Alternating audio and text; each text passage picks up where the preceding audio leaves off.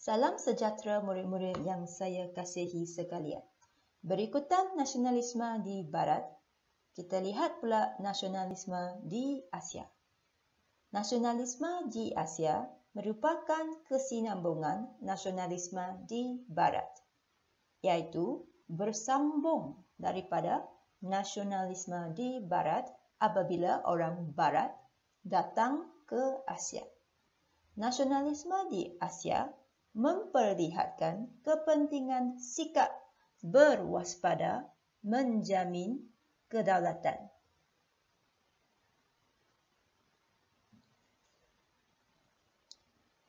Biarpun dijajah ataupun tidak dijajah, kita mesti sentiasa berwaspada, iaitu berhati-hati terhadap anasir luar. Anasir ialah apa-apa sahaja. Anasir luar maksudnya apa-apa sahaja dari negara lain. Contohnya, pernah cikgu berikan dahulu seperti percakapan yang kasar dalam filem Barat. Generasi muda seperti murid-murid semua mestilah berwaspada supaya tidak terikut-ikut dan menjadi seorang yang kasar dan tidak sopan. Akibatnya, perkara tidak diingini seperti pergaduhan terjadi dan kita pula yang menjadi mangsa. Jadi, sikap berwaspada adalah sangat penting. Hari ini, kita beralih ke kawasan benua Asia. Negara Asia yang terlibat dalam topik ini ialah negara India, negara China, negara Jepun, negara Mesir, dan Empayar Uthmaniyah. Perkembangan nasionalisme di Asia merupakan kesinambungan idea nasionalisme di Barat, kesan daripada pertembungan yang berlaku dengan bangsa Eropah. Kata kuncinya, kesinambungan idea nasionalisme di Barat, iaitu bersambung dari nasionalisme di Barat.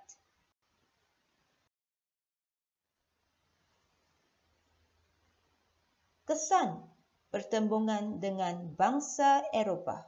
Maksudnya, orang Asia mendapat idea nasionalisme ini daripada bertemu dengan orang Barat seperti orang British. Kedatangan dan penjajahan kuasa Eropah di Asia mencetuskan kebangkitan nasionalisme seperti di India, China, Mesir, Empayar Uthmaniyah, dan Jepun.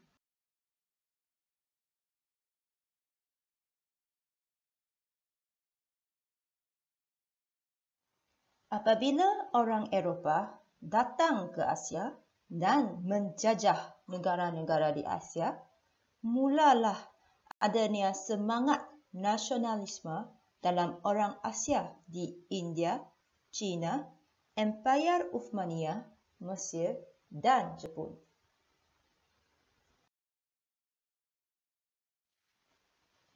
Nasionalisme di India merupakan reaksi penduduk tempatan terhadap dasar imperialisme British. Kebangkitan rakyat tempatan dalam dahagi India 1857 merupakan titik tolak kepada perkembangan nasionalisme di India. Pemberontakan tersebut merupakan reaksi kepada ancaman pengaruh British terhadap adat, budaya, dan agama masyarakat setempat. Imperialisme bermaksud penjajahan. India telah dijajah oleh British.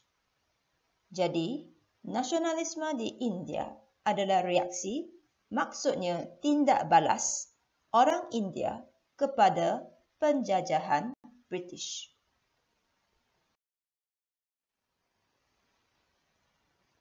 Dahagi India ialah pemberontakan oleh sepoi, iaitu askar India yang bekerja untuk British. Mereka menentang British dan inilah menjadi permulaan atau mulanya nasionalisme di India.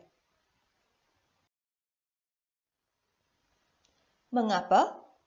Kerana mereka risau tentang ancaman pengaruh British, iaitu British membawa perubahan kepada kehidupan mereka dari segi cara hidup dan agama.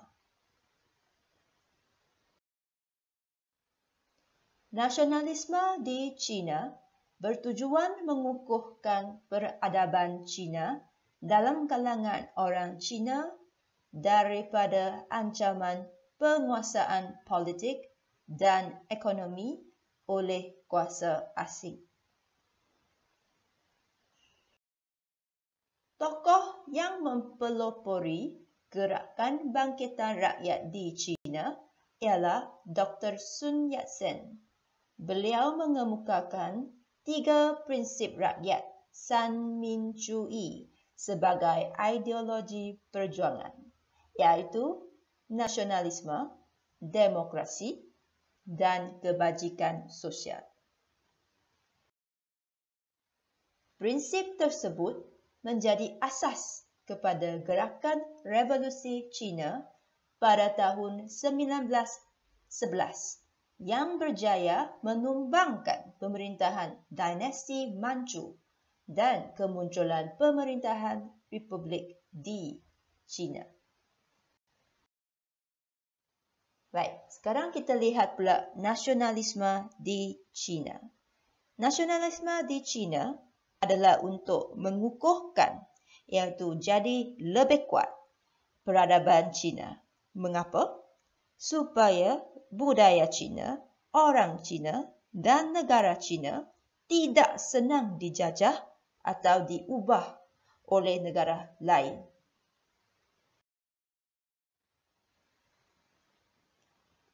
Dari manakah datangnya idea untuk menjadikan peradaban China lebih kuat? Dr. Sun Yat-sen lah yang membawa idea baru ini, iaitu 3 prinsip rakyat. Nasionalisme, demokrasi dan kebajikan sosial sebagai satu arah perjuangan untuk orang Cina berusaha bersama-sama dan mencapai hidup yang lebih baik untuk semua rakyat. Akhirnya, revolusi Cina menumbangkan, iaitu menamatkan pemerintahan dinasti Manchu yang diketuai oleh raja dan muncullah pemerintahan republik di China seperti hari ini.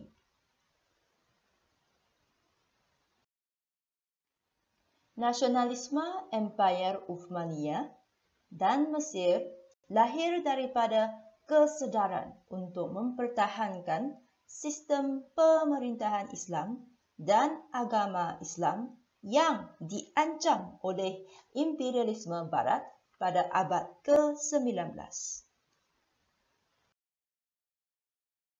Kesedaran tersebut mencetuskan gerakan pan-Islamisme dan gerakan Islah. Gerakan Islah merujuk gerakan pemulihan Islam. Pada tahun 1914, Empire Uthmaniyah mengeluarkan fatwa menyeru umat Islam yang ditindas penjajah Barat bangkit berjuang bersama-sama dengan Empire Uthmaniyah. Nasionalisme di Mesir dan Empire Uthmaniyah bermula apabila mereka mula sedar, iaitu tahu pentingnya mereka mempertahankan, iaitu menjaga dengan baik sistem pemerintahan Islam oleh Sultan dan agama Islam. Mengapa tiba-tiba mereka sedar perlu menjaga agama Islam? Kerana kedatangan dan imperialisme, iaitu penjajahan oleh Barat, bahaya kepada sistem pemerintahan dan agama mereka. Maksudnya, kalau mereka tidak berjaga-jaga atau berwaspada, mungkin orang Barat akan ambil negara mereka dan jadi ketua mereka, serta akhirnya mengubah agama mereka. Justeru, ini mencetuskan, maksudnya membawa kepada adanya dua gerakan, iaitu usaha atau kegiatan dalam masyarakat. Satu ialah gerakan pan-Islamisme dan satu lagi gerakan Islah. Gerakan Islah adalah di Mesir. Di Mesir, imperialisme Barat iaitu penjajahan telah menyebabkan pertembungan budaya antara orang Mesir dan Barat yang boleh mengancam dan mengubah agama dan budaya orang Mesir. Oleh itu, gerakan ini adalah gerakan pemulihan untuk memulihkan Islam, iaitu menjadikan agama Islam kuat kembali dengan memanggil semua orang Islam berpegang kepada Islam yang sebenar dengan membaca kitab Al-Quran dan hadis serta mengikut ajaran dalamnya untuk menjadikan hidup lebih baik dan bebas daripada penjajahan.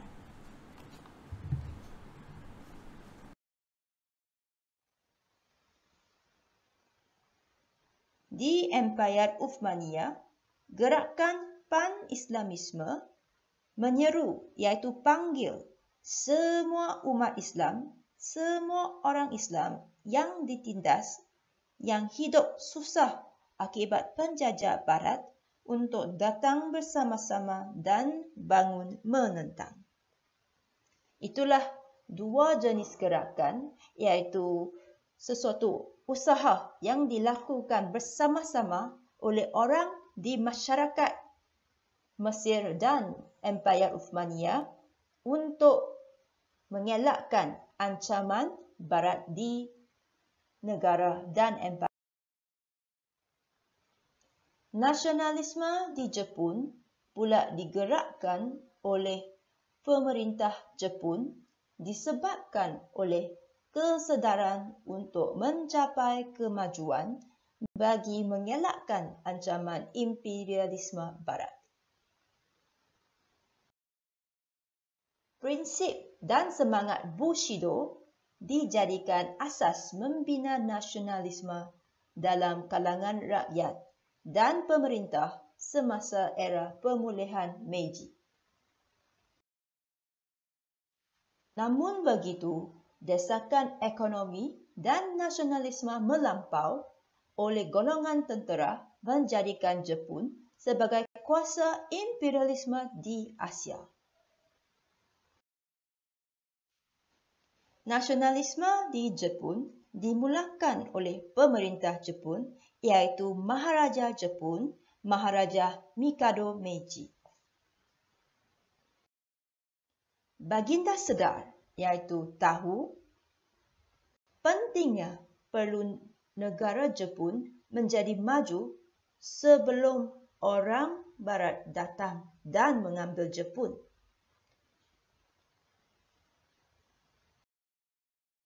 Di negara Jepun, Bushido, iaitu semangat sanggup menanggung risiko, bersungguh-sungguh dan sedia berkorban demi menjalankan tanggungjawab terhadap ketua seseorang ataupun negara dijadikan asas untuk pemerintah dan semua rakyat ikut untuk membina semangat nasionalisme iaitu perasaan cinta akan negara yang mendalam. Akhirnya, melalui pemulihan Meiji, negara Jepun berjaya menjadi sebuah negara perindustrian dan kuasa tentera yang kuat.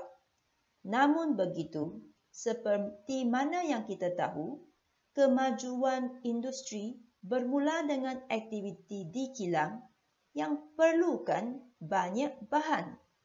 Selain itu, tentera Jepun mempunyai semangat nasionalisme yang begitu tinggi, iaitu melampau, sehingga akhirnya mereka sendiri yang menjadi kuasa imperialisme. Walaupun mereka berjaya mengelakkan imperialisme Barat, kesungguhan mereka menyebabkan mereka sendiri pula yang menjadi negara imperialis yang pergi menjajah negara lain. Kesimpulannya, kita sewajarnya mengambil iktibar untuk sentiasa berwaspada terhadap anasir asing yang boleh menjejaskan kedaulatan bangsa dan negara. Baiklah, mari kita sama-sama imbas kembali apakah yang telah kita belajar tentang nasionalisme di Asia hari ini. Nasionalisme di Asia adalah kesinambungan nasionalisme di Barat, kesan pertembungan dengan bangsa Eropah melalui kedatangan dan penjajahan kuasa Eropah di Asia. Nasionalisme di India adalah reaksi terhadap dasar imperialisme British yang mengancam adat, budaya dan agama setempat melalui dahagi India. Manakala nasionalisme di China bertujuan mengukuhkan peradaban China daripada ancaman kuasa asing melalui Revolusi China. Nasionalisme di Mesir dan Empayar Uthmaniyah adalah disebabkan kesedaran mempertahankan sistem pemerintahan Islam dan agama Islam yang diancam oleh imperialisme Barat melalui gerakan pan-Islamisme dan gerakan Islah. Akhirnya, nasionalisme di Jepun digerakkan oleh pemerintah atas kesedaran untuk mencapai kemajuan bagi mengelakkan ancaman imperialisme Barat melalui semangat Bush. Itu sahajalah untuk hari ini. Terima kasih dan selamat belajar.